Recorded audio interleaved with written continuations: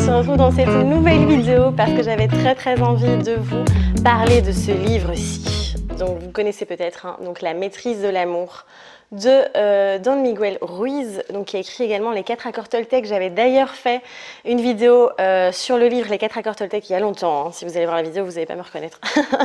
Donc voilà.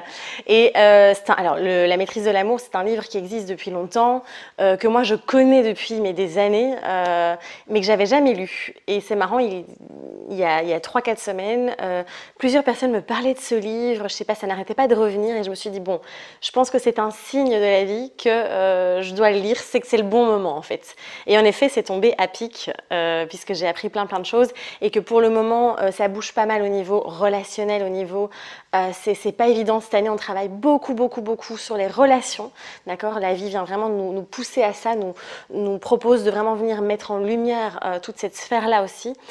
Et donc je me suis dit que c'était un peu une évidence pour moi de venir vous partager du coup des clés, enfin le principal en tout cas du livre. Alors après il est très riche, je vous invite vraiment à le lire, franchement c'est une pépite, mais ça me tenait à cœur de venir vous partager et de discuter à propos justement de ce fameux sujet qu'est l'amour. La première chose sur laquelle j'ai envie de partir, de mettre en lumière, qui vient du livre, en fait, Don Miguel Ruiz nous invite vraiment à aller voir qu'en fait, on a plein de croyances et qu'on fait plein de suppositions en fait dans les relations. Mais tout le temps, en fait, dans nos peurs, on est bloqué dans nos peurs, on a plein de croyances et on vient créer beaucoup de suppositions sur l'autre, sur nous-mêmes aussi et sur la relation qu'on est en train de vivre.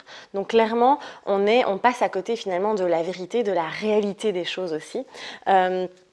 Et en fait, toutes ces suppositions et ces croyances aussi que l'on crée, qui sont fondées finalement sur la peur, hein, encore une fois, c'est toujours cette fameuse peur, eh bien, elle vient bouleverser complètement, et donc il dit ça vient bouleverser notre capacité à aimer.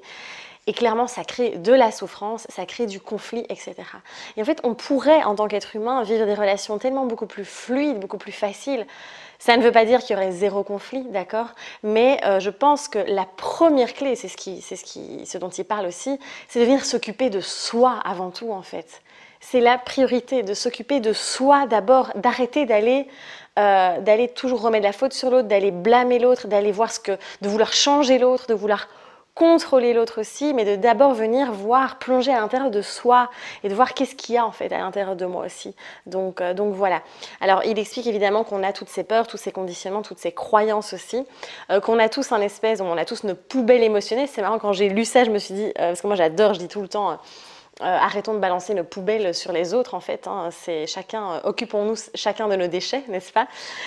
Il parle aussi du poison, hein, qu'on vient déverser sur l'autre aussi. Bon, c'est des mots forts, mais il a raison. Et donc, il parle aussi beaucoup du fait qu'on met des masques, hein, qu'on fait tout, on est dans un jeu vraiment, on fait tout pour plaire à l'autre en fait. Parce qu'on a peur finalement d'être démasqué, c'est un peu ça.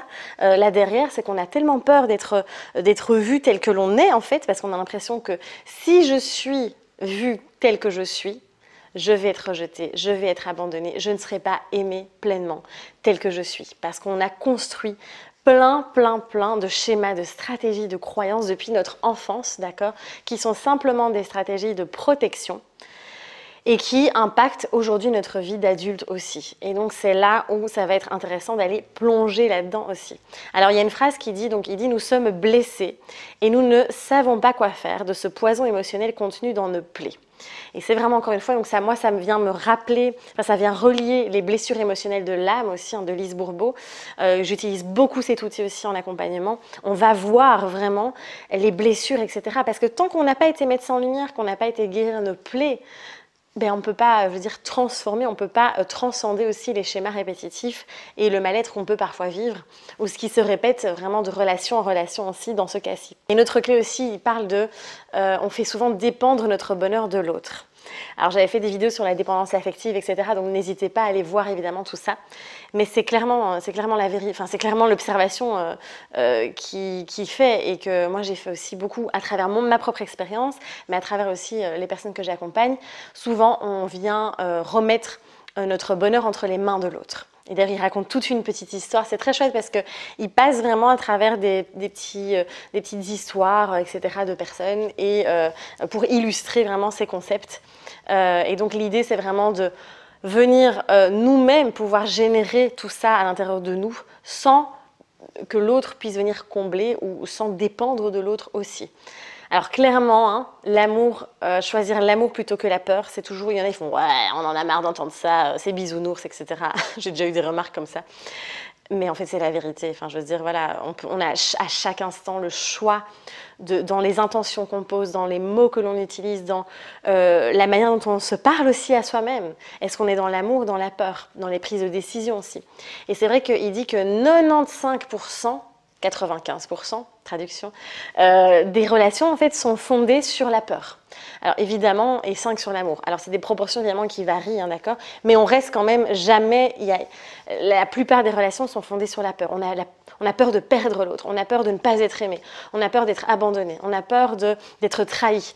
On a peur de plein de choses, qui fait qu'on base nos réactions et notre manière d'être avec l'autre sur la peur en fait, et pas dans l'amour, dans le fait de juste accueillir, d'être qui je suis, etc. Et donc il vient un peu casser plein de choses aussi. Par exemple, il dit l'amour, quand on est dans l'amour, il n'y a pas d'obligation. Parce que souvent, on force l'autre, on oblige l'autre, on s'oblige aussi pas mal de choses. Quand on est dans l'amour, il n'y a pas d'attente. Et ça, c'est pas facile, hein. On sait bien que souvent on a des attentes envers l'autre en fait. Et de lâcher ces attentes, ça change tout. Parce que du coup, ça met une pression sur l'autre. Énergétiquement, l'autre, il le sent, d'accord. Il sent vraiment qu'il y a ces attentes et qu'on va venir un peu comme si on allait vraiment venir l'attraper, le tenir vraiment par la corde. Donc là aussi, c'est vraiment de revenir dans l'amour et de se dire je laisse l'espace à l'autre aussi.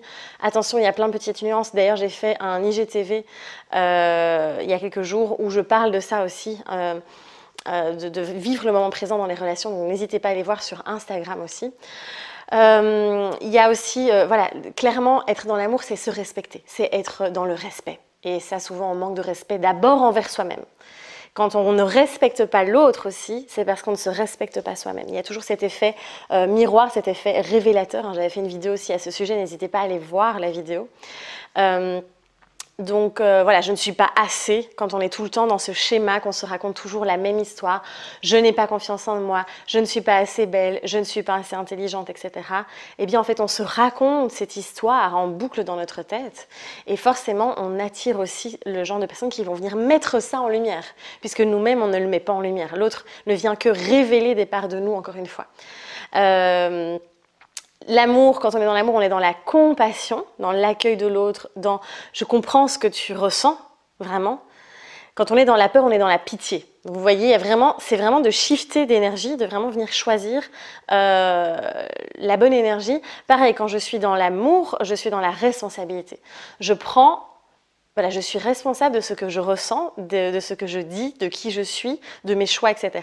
Quand je suis dans la peur, je suis dans la fuite. Et donc là, je fuis toute responsabilité, je fuis vraiment les émotions que je peux ressentir, etc. Donc encore une fois, voilà. Alors l'amour, évidemment, l'idée, c'est vraiment d'aller vers l'amour inconditionnel. Hein. Donc je viens prendre l'autre tel qu'il est, je viens me prendre tel que je suis. Et sans avoir des conditions, parce que souvent on est dans un petit jeu d'ego, hein, d'accord, quand on est en relation, c'est donnant, c'est je te donne ça, alors j'attends ça en retour. Il y a plein de conditions, je t'aime si tu es comme ça, je t'aime si tu fais ça pour moi, ou je me sens aimée seulement si, vous voyez, et il y a plein de conditions qui s'installent. Donc je vous invite vraiment à lâcher le contrôle aussi, c'est ce qui nous invite aussi à faire, de lâcher vraiment ce contrôle et de revenir dans cette ouverture du cœur en fait, parce que souvent c'est juste ça aussi, c'est le cœur qui est complètement fermé. Alors il dit aussi, je vous lis la phrase, la seule façon de maîtriser l'amour est de le pratiquer. Vous n'avez pas à justifier votre amour ni à l'expliquer, vous n'avez qu'à vous exercer à aimer. La pratique conduit à la maîtrise. Donc l'idée, c'est pas d'aller essayer de comprendre des concepts et de tout le temps être aussi dans tout intellectualiser, pardon, mais juste de pratiquer, d'ouvrir votre cœur, d'être là, d'expérimenter. Et c'est pas pour rien que la vie va vous amener les bonnes personnes, ne vous inquiétez pas pour ça, il n'y a pas de souci. La vie, elle amène exactement les bonnes personnes qui viennent vous mettre, qui viennent un peu bousculer vos limites, vos blocages, vos croyances, etc. Et qui viennent vraiment révéler toutes ces parts de vous aussi que vous, parfois, vous ne voulez pas voir. Il y a une autre clé qui est super importante et merci à lui de parler de ça. Il parle vraiment de guérison du corps émotionnel. C'est pour moi la priorité pour avoir des bonnes relations, c'est de venir guérir votre corps émotionnel. C'est tellement important de venir libérer toutes les blessures, toutes les émotions qui stagnent à l'intérieur de vous. Tout ça en fait qui est accumulé depuis des années, depuis l'enfance, depuis même le ventre de la maman. Ça j'explique beaucoup quand je parle de libération émotionnelle. De venir vraiment libérer toutes ces blessures, de venir soigner les plaies. Et dans le corps énergétique, ça prend du temps. D'accord. Et l'idée, c'est vraiment de venir refaire circuler cette énergie, de libérer toute l'accumulation, évidemment, qui stagne aussi. Ensuite, il y a d'autres clés aussi dont ils partagent. Alors, j'ai pas envie de faire une trop longue vidéo non plus, mais on ne peut pas changer l'autre. Oui, ça évidemment. C'est vraiment soit j'accepte l'autre. Il parle de la cuisine magique, je pense. Je sais plus très bien du terme qu'il utilise, mais c'est assez intéressant. On ne peut pas changer l'autre, en fait. C'est pas notre mission d'être là en mode sauveur. Je veux changer l'autre, surtout si ah non, moi je suis éveillée, lui pas. Vas-y, je vais l'éveiller. Voilà. Lâchons ce costume-là et vraiment juste j'accepte l'autre, je prends tel qu'il est. Ou je le quitte en fait tout simplement et ça n'était pas la bonne personne pour moi et c'est ok.